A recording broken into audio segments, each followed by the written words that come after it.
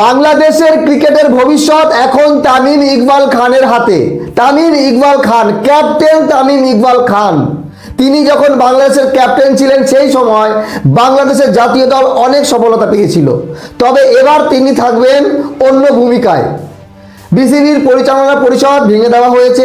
আজকেই নতুন করে অ্যাডহক কমিটি গঠন করা হয়েছে 11 সদস্যের, যার প্রেসিডেন্ট হচ্ছে তামিম ইকবাল খান। তামিম ইকবাল একজন ক্রিকেটার, একজন সাবেক ক্রিকেটার থেকে বাংলাদেশের ক্রিকেটটাকে পরিচালনা করবে, এটা অনেক বড় বিষয়। খুব দ্রুত তামিম ইকবালের এই সফলতা আসলো, আর এর জন্য অনেক অনেক অভিনন্দন। বাংলাদেশের জাতীয় ক্রীড়া পরিষদ তারা আইসিসিকে জানিয়েছে বাংলাদেশের বর্তমান যে ক্রিকেট বোর্ড, সেই ক্রিকেট বোর্ড নিয়ম মেনে গঠন করা হয়নি, নির্বাচনে গাফিলতি ছিল।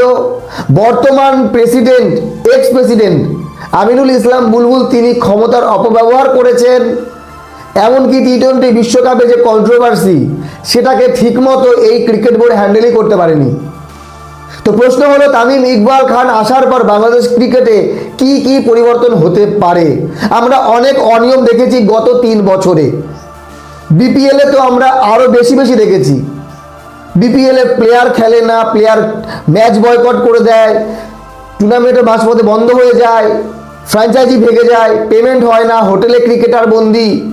এগুলো সামাল দিতে একটু হিমশিম খেয়েছিল বাংলাদেশের ক্রিকেট বোর্ড।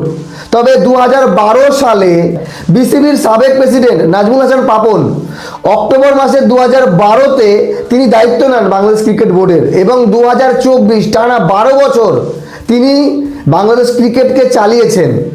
ওনার বিরুদ্ধে অনেক অভিযোগ আসলে শেষমেশে ওনাকে নিষ্কাশিত করা হয় এবং ফারুক আহমেদ 21 আগস্ট 2024-এ ওনাকে দায়িত্ব দেওয়া হয়, কিন্তু ওনার কার্যকাল 1 বছরও চলেনি। তারপরে আবার নতুন করে আমিনুল ইসলাম বুলবুলকে দায়িত্ব দেওয়া হয় 30 মে 2025। তবে ওনারও কার্যকাল 1 বছর পূর্ণ হলো না। তো এত পরিবর্তন কোনো দেশের ক্রিকেটের জন্য ভালো না, ক্রিকেটের জন্য ভালো না, মানুষের মনমানসিকতার জন্য ভালো না। বাংলাদেশের যে ক্রিকেট প্রেমী মানুষ, তারাও হয়তো কোথাও না কোথাও দুঃখ পেয়েছে।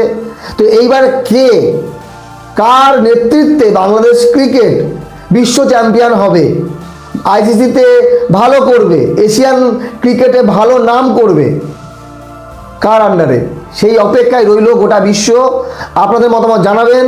তবে বর্তমানে তামিম ইকবাল একজন ক্রিকেটার, একজন সাবেক ক্রিকেটার থেকে বাংলাদেশের ক্রিকেটটাকে পরিচালনা করবে, এটা অনেক বড় বিষয়। খুব দ্রুত তামিম ইকবালের এই সফলতা আসলো, আর এর জন্য অনেক অনেক অভিনন্দন। তামিম ইকবাল খান, ওনার নেতৃত্বে বাংলাদেশের জাতীয় দল যেমন ভালো হয়েছিল, ভালো করেছিল, সেই রকম ওনার পরিচালনায় বাংলাদেশ ক্রিকেট যেন আরও উন্নতি পায়। ভালো থাকবেন সবাই, ধন্যবাদ।